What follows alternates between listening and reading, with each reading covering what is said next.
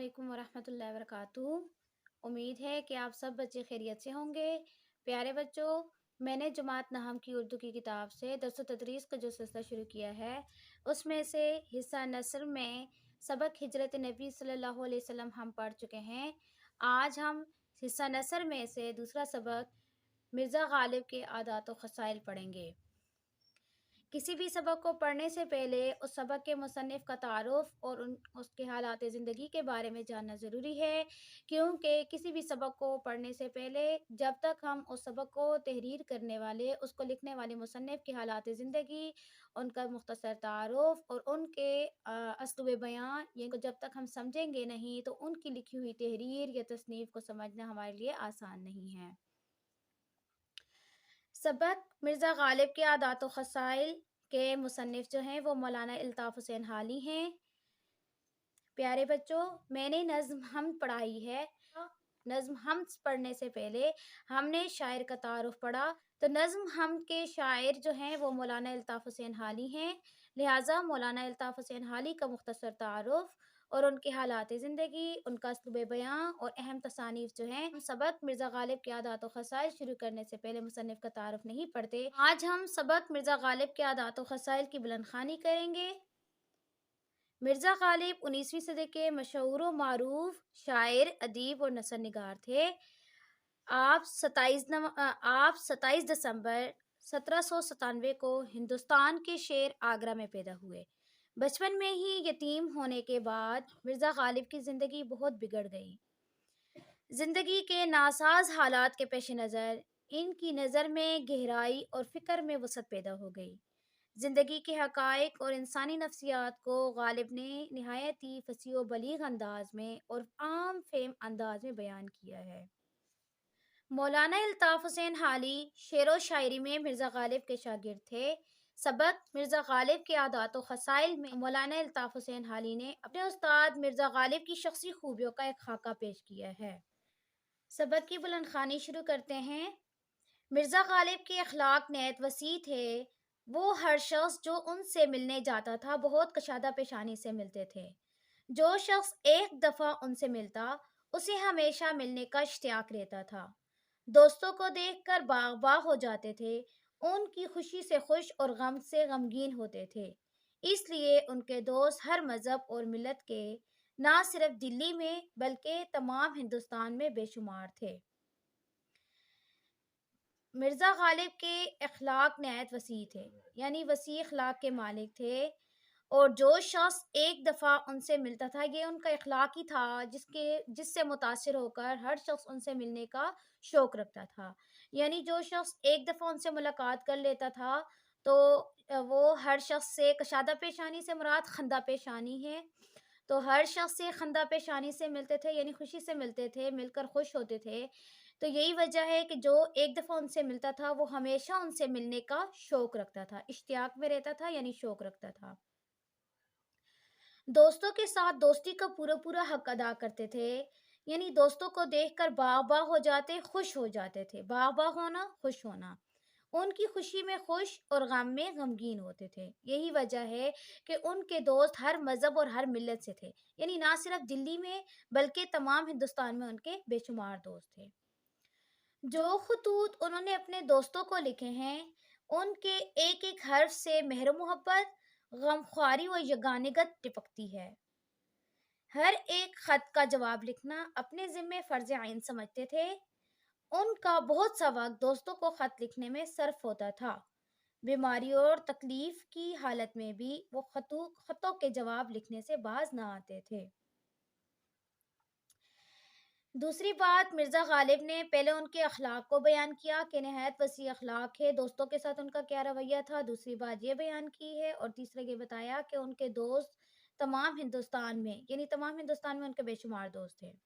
उसके बाद मौलाना अल्ताफ़ हुसैन हाली मिर्ज़ा गालिब के खतूत के हवाले से लिखते हैं कि वो ख़तों का जवाब कैसे देते थे। यानी अपने दोस्तों को उन्होंने जो भी ख़त लिखे हैं, चूँकि एक बहुत बड़े शायर थे, अदीब थे, नसर निगार थे, तो अक्सर दोस्त जो इनके शागिर्द थे, शेर व शायरी सीखते थे या नसर सीखते थे, वो अक्सर इनको ख़त کے ذریعے سے ان کا حال احوال پوچھتے یا زیادہ سے زیادہ ان سے اصلاح چاہتے تھے تو خطوط کے ذریعے سے ہی اصلاح حاصل کرتے تھے۔ جو خطوط انہوں نے اپنے دوستوں کو لکھے ہیں ان کے ایک ایک حرف سے مہر محبت، غمخواری اور یگانگت ٹپکتی ہے۔ مہر محبت الفت و انس سے، غمخواری ہمدردی اور دردمندی ہے، اور یگانگت قرابت رشتہ داری ہے۔ یعنی اپنے دوستوں کو جو خط لکھتے تھے ان خطوں کے ایک ایک حرف سے، ان خطوں میں لکھے ہوئے مضامین کے ایک ایک حرف سے ان کی اپنے دوستوں کے ساتھ محبت، ہمدردی، غمخواری اور رشتہ داری جو ہے وہ ظاہر ہوتی تھی، ٹپکتی تھی یعنی ظاہر ہوتی تھی۔ اور ہر ایک خط کا جواب اپنے ذمہ فرض عین سمجھتے تھے، فرض عین یعنی لازمی اور ضروری سمجھتے تھے۔ اس کا مطلب یہ ہے کہ مرزا غالب اپنے دوستوں کو خط کا جواب دینا لازمی سمجھتے تھے، یعنی وہ اپنے دوستوں کو خط کا جواب لازمی دیتے تھے۔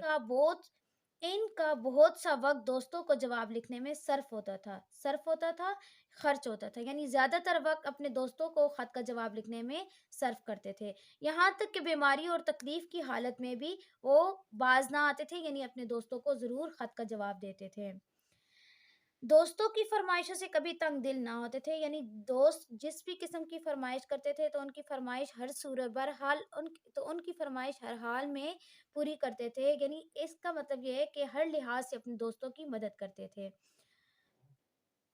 غزلوں کی اصلاح کے سوا اور طرح طرح کی فرمائشیں ان کے بعض خالص و مخلص دوست کرتے تھے، یعنی وہ جس قسم کی مدد بھی ان سے مانگتے تھے غالب ہر طرح کی مدد کرنے کو تیار رہتے تھے۔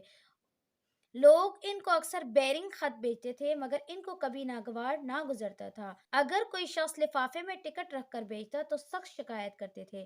یہاں بیرنگ خط سے مراد وہ خط ہے جو بغیر ٹکٹ کے ہوتا ہے، یعنی جب خط بھیجا جاتا ہے تو اس کے اوپر ایک ٹکٹ لگایا جاتا ہے جو یہ ظاہر کرتا ہے کہ اس خط کا ٹیکس جو ہے یعنی اس کا محصول جو ہے وہ ادا ہو گیا ہے۔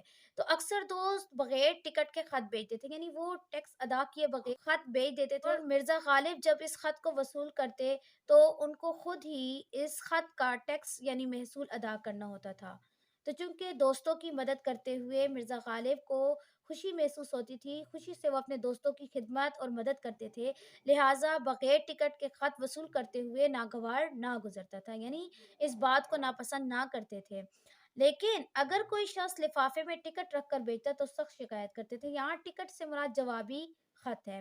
جواب الطاف حسین حالی یہ بتاتے ہیں کہ اگر کوئی شخص جوابی کاپی رکھ کے بھیجتا ہے، اس کے کہنے کا مطلب یہ ہے کہ مرزا غالب جو ہیں وہ دوست کا خط پڑھنے کے بعد فوراً سے جوابی کاپی موجود ہے، ساتھ ہی اس کے اوپر ہی جواب لکھ کر فوراً سے اس کا جواب بھیج دیں۔ لیکن مرزا غالب کی تو اپنے دوستوں کے خط کا جواب لازمی دیتے تھے، چاہے بیماری ہو، تکلیف کی حالت ہو، ہر حال میں اپنے لیے لازمی اور ضروری سمجھتے تھے خط کا جواب دینا، لہٰذا اس بات کو اپنی ذات کے منافی سمجھتے تھے تو اس بات پر سخت شکایت کرتے تھے۔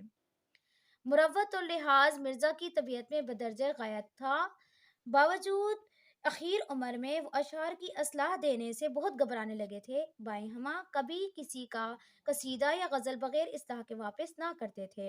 ایک صاحب کو لکھتے ہیں، جہاں تک ہو سکا احباب کی خدمت بجا لایا اور اوراق کے اشعار دیکھتا تھا اور اصلاح دیتا تھا۔ اب نہ آنکھ سے اچھی طرح سوچے اور نہ ہاتھ سے اچھی طرح لکھا جائے۔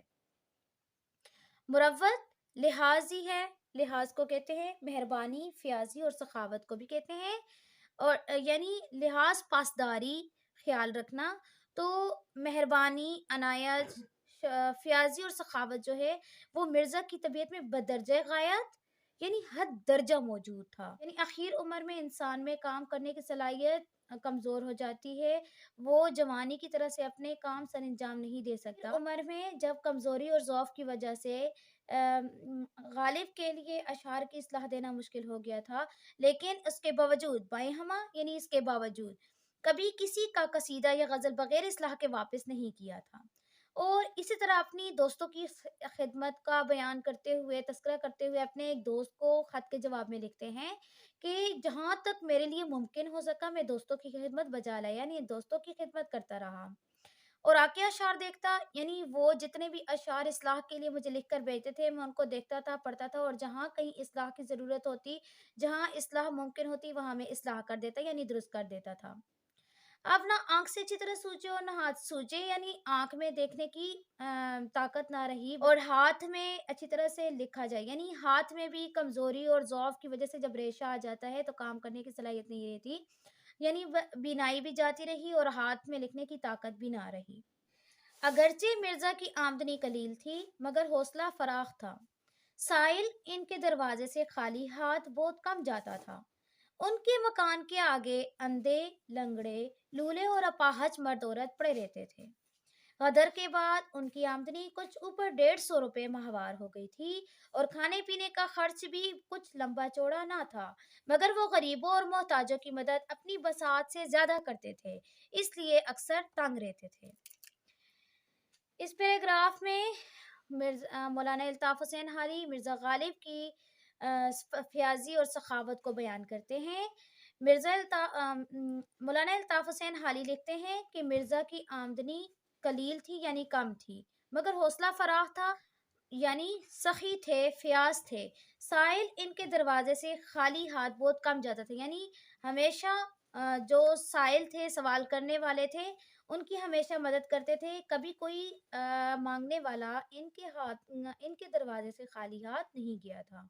यही वजह है कि इनके मकान के सामने अंधे जो बीनाई से माज़ूर हैं, लंगड़े जो पाँव से चलने से माज़ूर हैं, लूले जो जिनके हाथ-पाँव काम ना करते हों, अपाहज यानी जो बीमारी या किसी और वजह से माज़ूर हो गए हैं, यानी ऐसे लोगों की माज़ूर और मोहताज लोगों की मदद करते हुए मिर्ज़ा गालिब बहुत खुशी महसूस करते थे।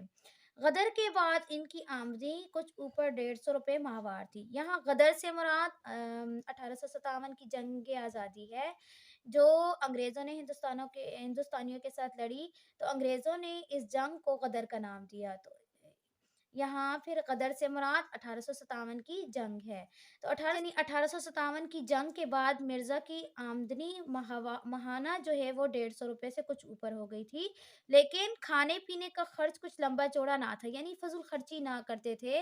अपनी ज़रूरियात की तकमील में हद से ना बढ़ते थे।